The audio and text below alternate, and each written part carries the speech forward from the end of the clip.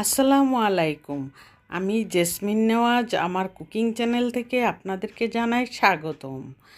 আজকে আমি নিয়ে আসলাম সবার ছোট বড় সবার পছন্দের একটি পিৎজা।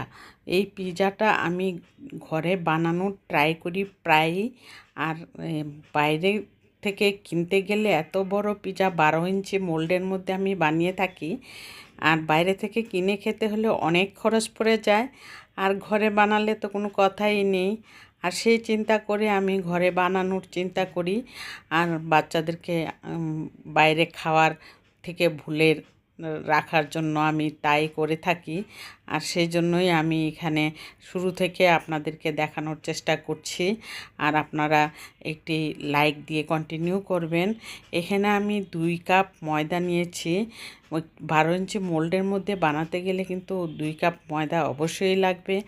আর এখানে নিয়ে নিলাম আমি 1.5 চা চামচ ইস্ট নিয়ে নিলাম, লবণ নিয়ে নিলাম 1/2 চা চামচ। আর তারপর আমি এখানে পাউডার দুধ নিয়ে নিলাম 2 টেবিল চামচ।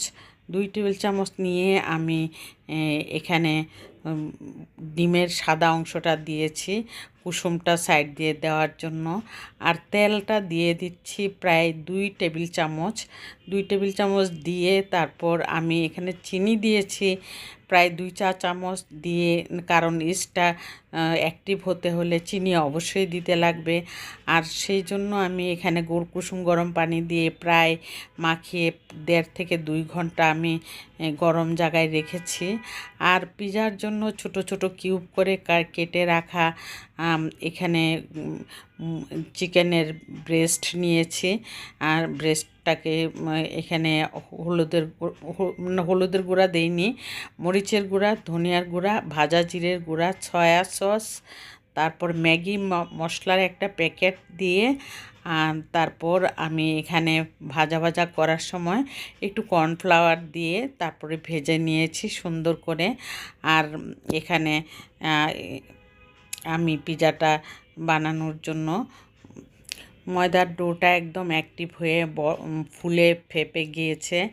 আর এখানে যখন ময়দার ডোটা বেশি প্রেস করব না, কারণ এটা একটা ফুলে গিয়েছে এই চিন্তা করে আমি এটাকে আর বেশি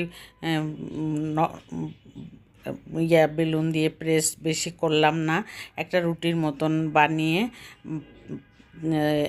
12 ইঞ্চি মোল্ডের মধ্যে সুন্দর করে দিয়ে দিলাম। এই 12 ইঞ্চি মোল্ডের মধ্যে দেওয়ার পর কিন্তু একদম চতুর্দিক দিয়ে একদম হাত দিয়ে প্রেস করে একটু করে নিলাম, উঁচা করে, না হয় খালি জমে যায়। আর কাঁটা চামচ দিয়ে আমি একটু একটু করে ছিদ্র করে নিলাম। ছিদ্র করে নেওয়ার পর এখানে আমি একটা পিৎজা সস বানিয়েছি। পিৎজা সসটা হলো আমি সয়া সস, টমেটো সস আর চিলি পাউডার দিয়ে আমি পিৎজা সসটা বানিয়ে নিই সব সময় ঘরের মধ্যে। তারপর আমি এখানে প্রথমেই দিয়ে দিব মোজারেলা চিজ, গ্রেট করে রাখা মোজারেলা চিজটা মাঝখানে দিয়ে নিলে তারপর আমি সবগুলি চিকেন দিয়ে একদম গুছিয়ে দিয়ে নিলাম। দিয়ে তারপর এখানে ক্যাপসিকাম দিলাম, লাল আর সবুজ ক্যাপসিকামই ছিল আমার ঘরে, আর এই দুইটাই আমি দিয়েছি। দিয়ে আমি চিজটাকে আমি বেশি করে আমি প্রিপেয়ার করি পিৎজার ক্ষেত্রে। পিৎজাটা চিজ বেশি না হলে কিন্তু টেস্টের হেরফের হয়ে যায়। সেই জন্য আমি এখানে অরিগ্যানো দিব। অরিগ্যানো না দিলে পিৎজার টেস্ট আসে না। আর পিৎজার টেস্ট আসতে গেলে চিজ আর চিকেনটা বেশি ইম্পর্ট্যান্ট এখানে।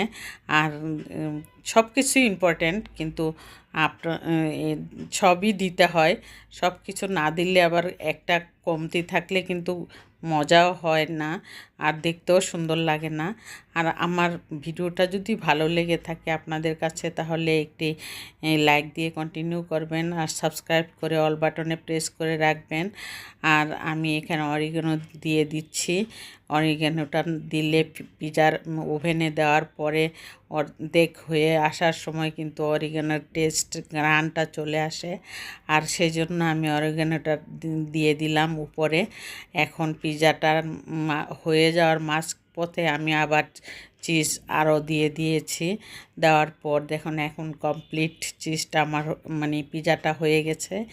আর এই পিজাটা খেতে যে এত দারুণ লাগে, আর কাটার সময় খাওয়ার সময় আর ভিডিও করার মুড থাকে না, কারণ খুব তাড়াহুড়া থাকে, সেই জন্য আমি কাটাটা আর আপনাদেরকে দেখাতে পারলাম না।